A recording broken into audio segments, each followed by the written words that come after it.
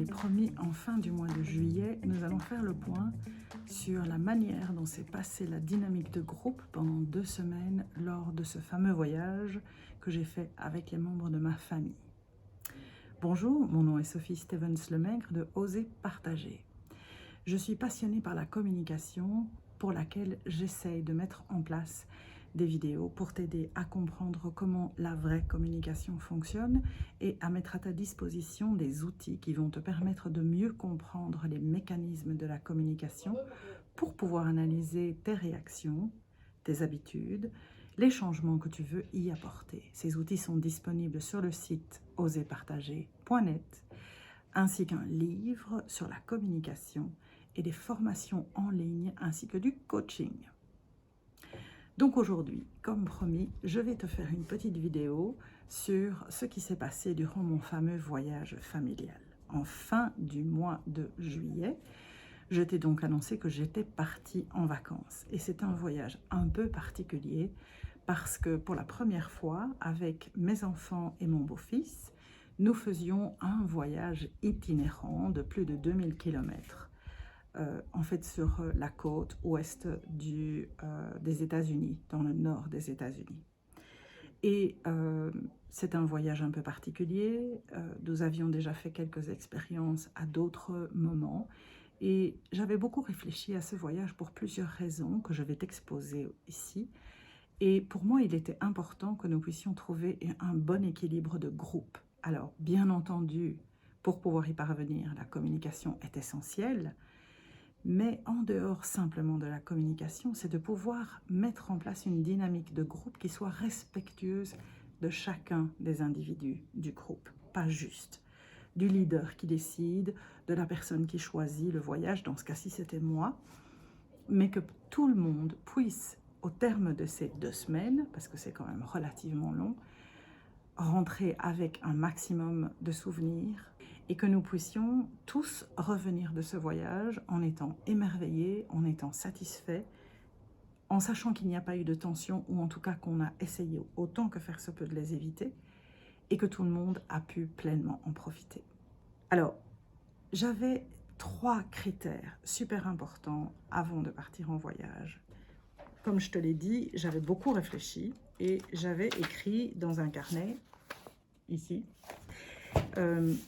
ce qui était super important pour moi. Et en fait, j'avais différents éléments qui étaient importants. Je voulais que dans l'ensemble du groupe, on garde une bonne ambiance. Je voulais que chacun puisse exprimer ses besoins, ses envies et qu'on puisse trouver un moyen pour les satisfaire.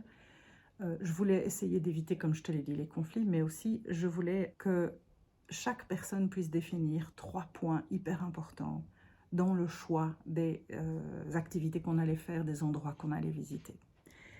Et les 3 points qui étaient super importants pour moi, ils sont un petit peu particuliers, donc je vais te les expliquer. La première chose, c'est que je voulais pouvoir me sentir libre. Alors, qu'est-ce que ça veut dire ? Ça veut dire que je suis déjà allée dans ce pays une quinzaine de fois.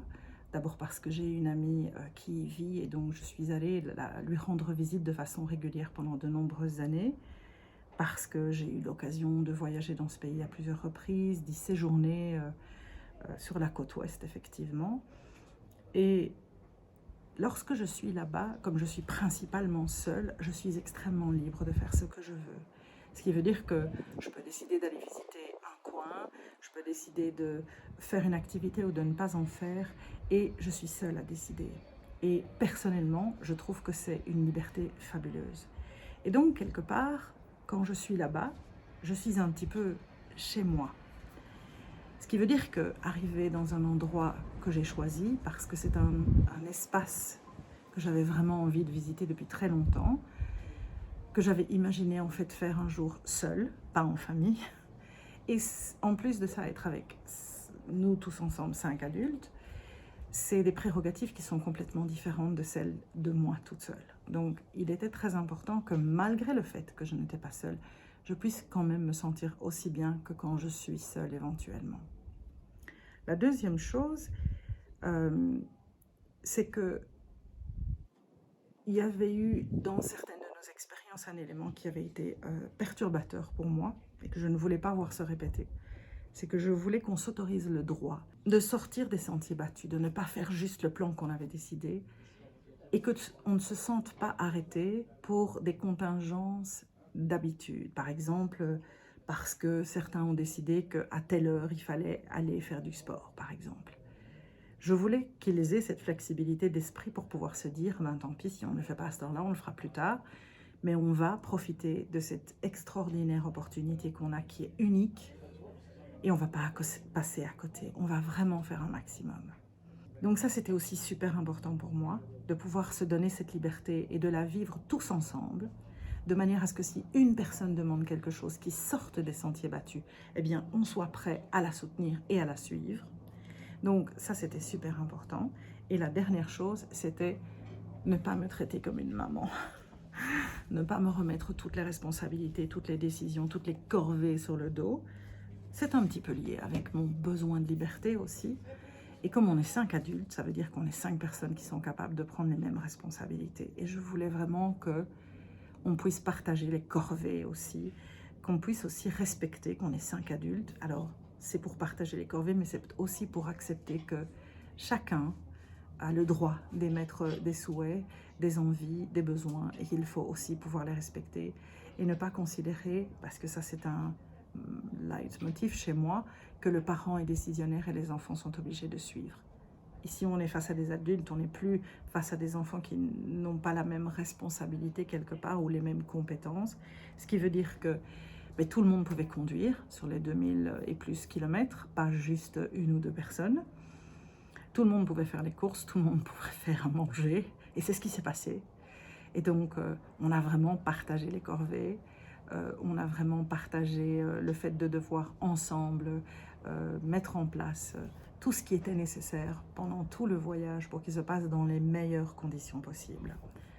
Vers la fin du voyage, on a séjourné pendant 4 jours dans une ville et les enfants ont éprouvé le besoin de faire autre chose parce qu'on avait fait des visites, on avait vu la nature, on avait fait des musées, on avait vu des villes. Donc on avait déjà fait beaucoup et ils ont eu envie de prendre une journée totalement différente. Et donc ils ont pris la voiture, ils sont partis. Et ils ont passé une journée complètement différente, ils se sont fait des souvenirs, on n'était pas là et c'était pas grave. Alors, qu'est-ce que je retire du voyage? Eh bien, je peux te dire que ça a fonctionné. J'ai osé dire, c'est la seule chose que j'ai osé exprimer. J'ai peut-être pas osé exprimer suffisamment ces 3 éléments et les décrire, mais je les ai induits d'une autre manière. Il y a juste une chose que j'ai exprimée devant tout le monde, c'est que j'étais super enthousiaste de partir, mais aussi très anxieuse parce que c'est un endroit où je me sens complètement libre, c'est un endroit où je suis chez moi et donc les avoir avec moi, j'avais un petit peu peur que ça ne soit une entrave. Et finalement, ils l'ont compris en fait, c'était pas quelque chose qui les a choqués. Sur le périple qu'on avait déterminé, et je n'étais pas la seule à avoir décidé, j'avais dû faire j'avais dû accepter quelque part que certains endroits, je ne pourrais pas aller les voir parce que ça faisait trop de kilomètres à faire, parce qu'ils avaient aussi des desiderata, qui n'étaient peut-être pas ceux que moi j'aurais choisis, mais que je trouvais que c'était super intéressant de les suivre. Par contre, j'avais quelques points clés qui étaient hyper importants pour moi, et je sais que ces points étaient compliqués parce que je les ai forcés à faire plus de kilomètres pour aller dans un territoire qui est très peu fréquenté par les touristes. C'est un territoire dans la nature, ce sont des forêts extraordinaires, ce sont des plages extraordinaires. C'était un environnement que je voulais vraiment pouvoir expérimenter. Et en fait, chacun de nous a vécu cette découverte de façon vraiment géniale. Et ça, c'était quelque part le plus beau des cadeaux que je pouvais recevoir sur le choix que j'avais fait. Parce que mon but était qu'ils se créent des souvenirs, mon but était aussi qu'ils parcourent ce voyage en prenant conscience de la chance qu'ils avaient et de toutes les découvertes qu'ils allaient faire. Et en fait, c'est vraiment comme ça qu'on l'a vécu. Alors, à la fin du voyage, il y en a un de nous qui a demandé aux autres quelles sont les 3 choses qui ont été les plus importantes pour vous dans le voyage. Et ça nous a obligés à réfléchir, chacun, à pouvoir exprimer exactement quels étaient notre top 3. Et c'est en écoutant le top 3 des autres que j'ai pris conscience que chacun, quelque part, découvre certains éléments, chacun va être touché par une découverte, un espace, un endroit, une sensation, une expérience. Et chacun se crée des souvenirs. Et donc, au final, on a eu un superbe voyage. Et le but principal de ce voyage a été atteint. Alors, et la communication dans tout ça. Donc, au niveau de l'équilibre relation parent-enfant, je suis hyper satisfaite. Je pense qu'on a vraiment continué à améliorer la relation dans le respect de chacun.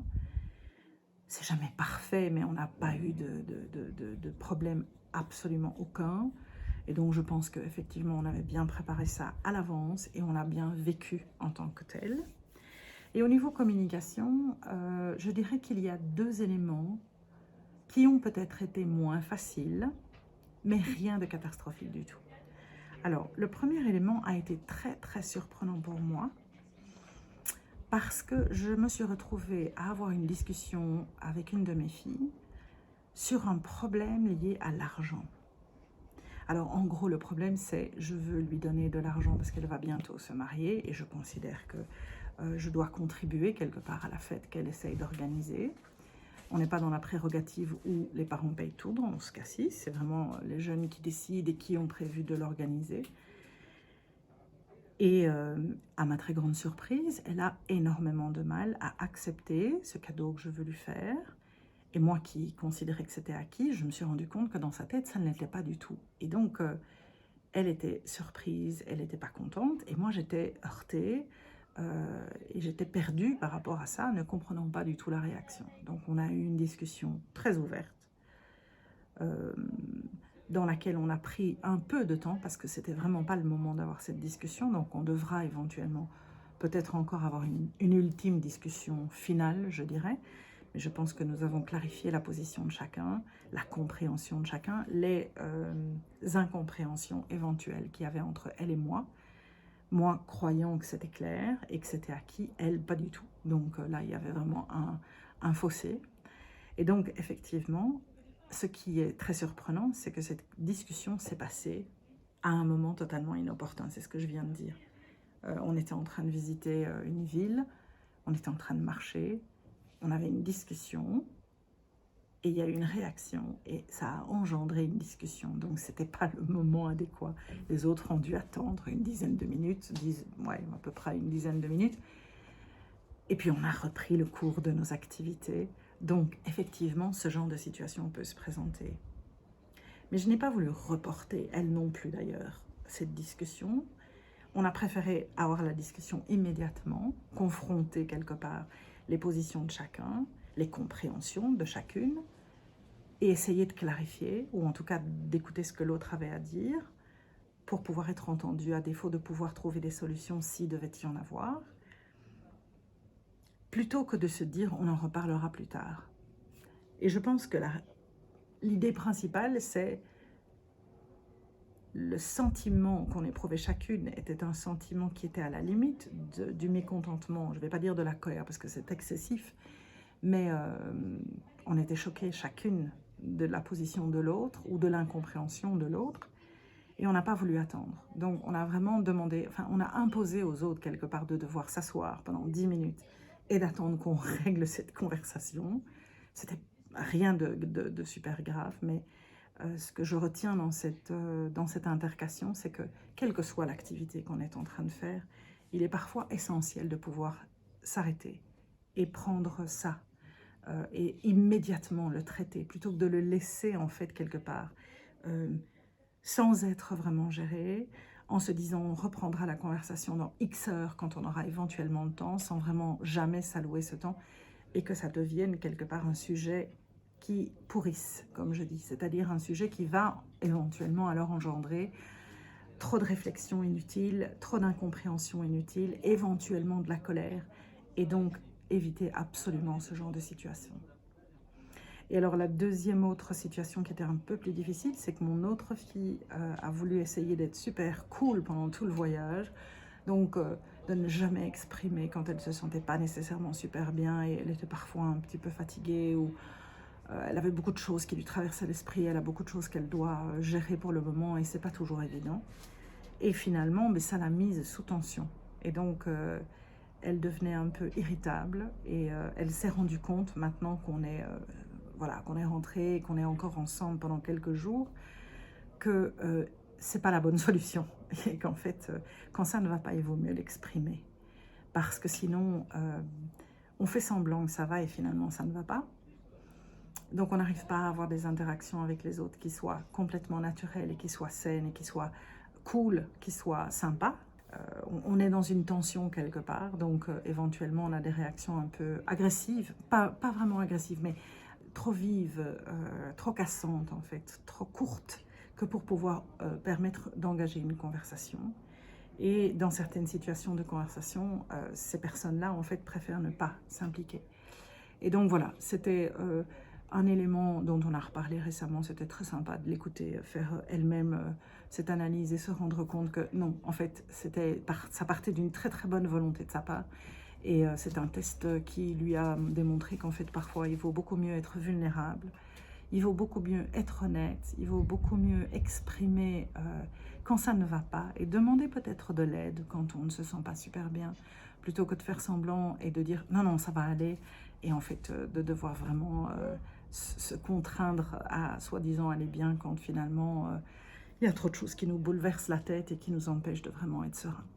Donc voilà, c'est un compte-rendu relativement long, mais comme ça, tu vois un petit peu les éléments qui ont été importants pendant ce voyage, les clés qui m'ont paru essentielles, et surtout cet élément si important pour moi, que tout le monde puisse vraiment profiter de cette expérience un peu particulière, exceptionnelle, et que cela puisse être vécu sans que nous ne tombions dans des colères, des tensions, des difficultés, des bagarres. Ce genre de choses qui peut malheureusement arriver quand on est dans une famille, parce qu'on est souvent beaucoup plus indélicat avec sa famille qu'avec ses amis. Et là, franchement, on a eu un super voyage. Et c'est ça que j'en retiens aussi. Et c'est voilà, un élément en plus qui fait que ce voyage a vraiment été une super expérience. Donc, à partir de la semaine prochaine, on va reprendre les petites vidéos thématiques.